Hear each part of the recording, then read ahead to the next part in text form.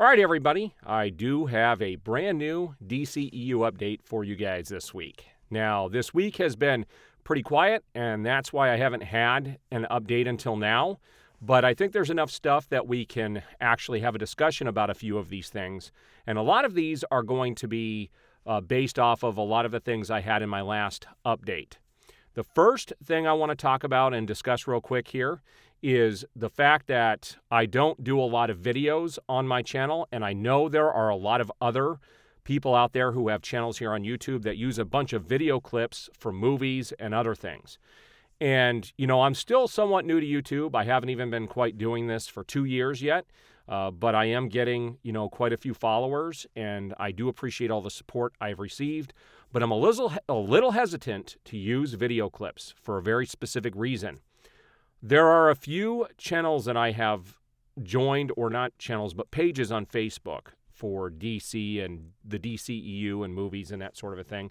And one of them actually got copyright struck the other day by Warner Brothers for using clips from the films. This is the finicky thing about YouTube and a lot of these other places. You can get copyright claims and have your channel pulled down or be put in jail, digital jail, online jail, for basically copyright claims. And what I've noticed with YouTube over the years is that they'll go back and they'll strike you for things that you did years ago. And so I don't want to start putting a bunch of video clips in my videos, and then all of a sudden, a year or two from now, people come in, or Warner Brothers comes in and says, nope, copyright strike, and then all these videos end up getting pulled down, and then your channel gets deleted if you have, too many of those on your channel. And so I don't want to get copyright struck for stuff that happened in the past. So that's why it's usually just me talking. But today I actually will be sharing my screen to show you a couple of stories that I did pull up, and these trail off some of the things I did talk about in my last video. So the first story I want to talk about here is Ezra Miller. So in my last video, I talked about the three options that Warner Brothers Discovery was kind of working with in regards to Ezra Miller.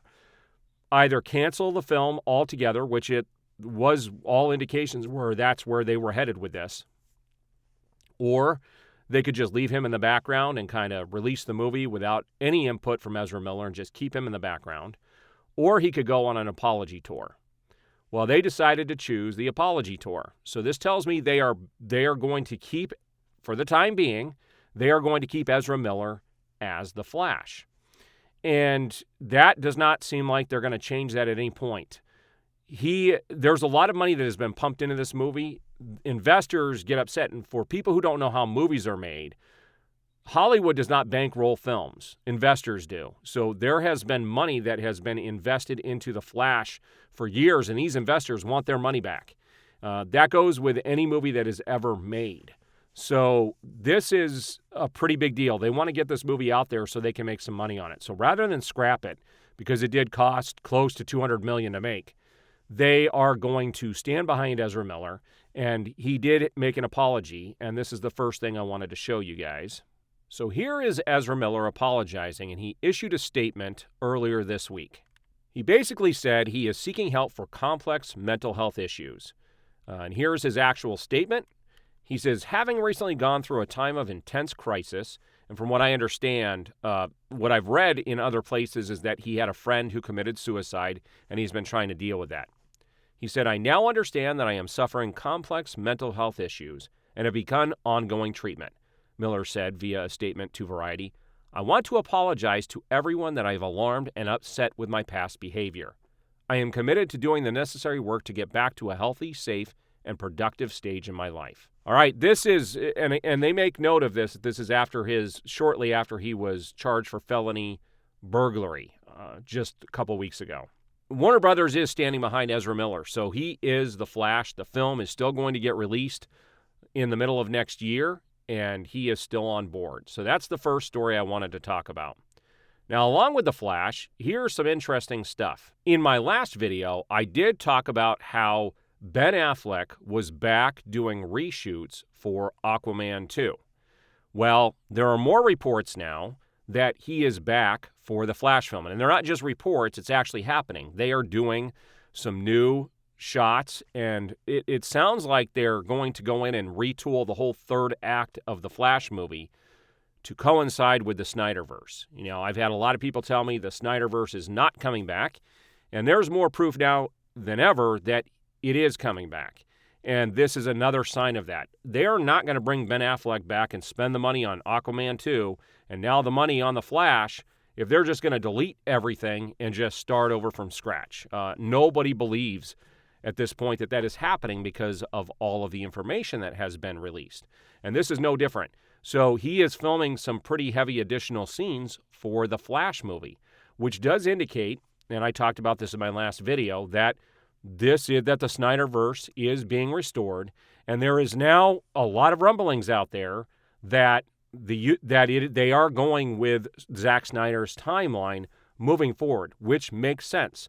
David Zaslav, during the HBO Max and the whole Warner Brothers Discovery investor meeting that they had a couple weeks ago, the graphics that he showed when he talked about Justice League were all from Zack Snyder's Justice League, the stills and also the shot of the logo from the film. So, there are people out there telling you that Zaslav doesn't want to do anything, have anything to do with the Snyderverse, and that is not true. Everything else indicates that, that's what they're going with. So I'm going to go back over to my desktop, and you're going to see what I am talking about. So here's another report coming from boundingintocomics.com. The rumor is that Warner Brothers Discovery CEO David Zaslav is going with the Snyderverse timeline for the DCEU. Now, I already called this out. You can see that this article was just released today from this site, and they're going to quote a couple of people in here. And I want to talk about one of the individuals that was in here, that they talk about in here. It says, now that David Zaslav and Discovery's takeover of Warner Brothers is complete or close to it, the question on what he's going to do with the DC cinematically is approaching an answer. So if we move down here, the rumor mill, where Mikey Sutton of Geekoxity and vlogger Still Abdul led the vanguard, is hot and heavy with speculation that restoring the Zack Snyder timeline is exactly what Zaslav is going to do. Now that's according to a recent scoop by Abdul. That is what is happening. He actually did a video on this, and here's what I'm going to tell you about this specific individual. I don't believe in wasting people's time when doing videos. You guys want information? I'm always going to come in here and give you the information. I don't like to drag things out. This individual did a video last weekend, and I started to watch it. And he said he had a massive scoop on something that was happening with Warner Brothers Discovery. And he actually spent an entire hour, I think it was at about the 48-minute mark into the live video, this live stream that he was doing, where he finally broke what the whole point of the live stream was. And that's the fact that Ben Affleck was filming additional scenes for The Flash. And that's what they talk about here at the end. So every indication is that they are going to be sticking with Ben Affleck as the DCEU Batman. And I've already called this out. We don't need these individuals to come out and tell us that this is happening. I kind of called this back, in my videos weeks ago. So there are things happening behind the scenes. There's no question. I don't think anybody can deny that this is what they're doing at this stage. Now let's talk about the big question mark here, which is Henry Cavill.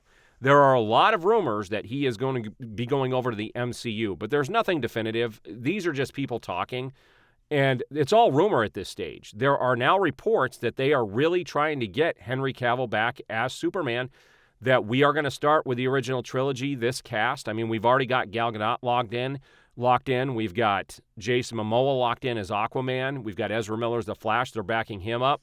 So the big question marks, are basically Ben Affleck, and we see what they're doing with him, so he's back. And now the last one is Henry Cavill, and there's lots of rumblings out there that he is going to the MCU, which I do not believe is happening. And they've been talking about this Highlander reboot that he's supposed to be doing as well, and that has been stalled for a long time.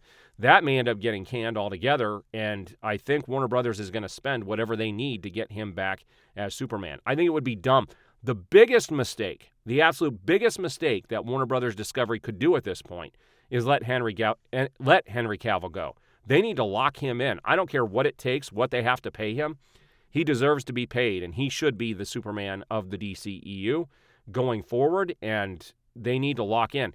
once they do, they're going to start with this group as their 10-year plan, and they will lead up to something big like Final Crisis. I think that is definitely on the books, it's in the planning stages at least. I've shown you guys the video from Zack Snyder that he has posted. So that was back in, Thanksgiving of last year. Every sign indicates that the Snyderverse is being restored. All right, so that's what I have for you guys this week. There are a few other little rumblings out there. I don't even know if they're worth mentioning, but there are, the Green Lantern series is still supposedly a go. Batman 2 has been, the Batman 2 has been pushed back. They are still talking about releasing Gotham Knights on the CW, but, there's another story. That is something I wanted to talk about. The CW has officially been sold. I think Superman and Lois after next year is going to have to find a new home.